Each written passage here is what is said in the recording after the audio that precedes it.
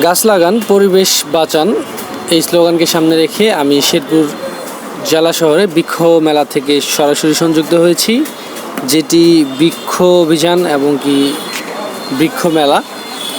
আপনারা জানেন শেরপুর জেলায় এই মেলাটি শুরু হয়েছে। গাছের প্রয়োজনীয়তা যদি বলতে হয় যে বাংলাদেশ তথা বিশ্বের যেভাবে পরিবেশ দূষণ হচ্ছে, যেভাবে অক্সিজেন কমে যাচ্ছে, তো এই পরিবেশ দূষণ বা অক্সিজেন স্বল্পতার কারণ হচ্ছে বৃক্ষ কম বা গাছ কম। আমরা সামাজিক বনায়ন কম করছি। আমাদের প্রত্যেকটি দেশে যে পরিমাণ সামাজিক বনায়ন করা উচিত বা যে পরিমাণ বনায়ন থাকা উচিত সে পরিমাণ কিন্তু নাই। হয় বাংলাদেশেও যে পরিমাণ কার্বন নিঃসরণ হয়, এতে পরিবেশের ভারসাম্য কিন্তু হারিয়ে ফেলছে। আমরা প্রতি বছরই দেখছি অতি বন্যা, হঠাৎ বন্যা, তারপর হচ্ছে অতি খরা।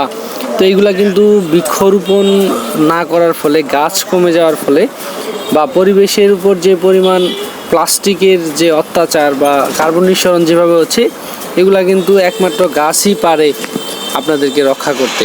তাই আমরা প্রতি বছরই বৃক্ষরোপণ করব। এই বৃক্ষরোপণ না করার ফলে আমরা যে প্রাকৃতিক সমস্যায় ভুগি বা প্রাকৃতিক দুর্যোগে ভুগি, তো এইটি কিন্তু প্রতি বছরে আমাদের উপরে এটা অভিশাপ হিসেবে আসে, প্রাকৃতিক দুর্যোগ। তো আমাদের উচিত প্রত্যেকেরই বর্ষার সিজনে প্রচুর পরিমাণে বৃক্ষরোপণ করা এবং কি এই যে অনাবাদি জমিগুলো আছে, যেগুলো একদম সবসময় পড়ে থাকে, সেই জমিগুলোতে কিন্তু আমরা চাইলেই বৃক্ষরোপণ করতে পারি। এতে আমাদের অর্থনৈতিকও উন্নতি হবে এবং সেই সাথে পরিবেশের ভারসাম্যও কিন্তু ঠিক থাকবে।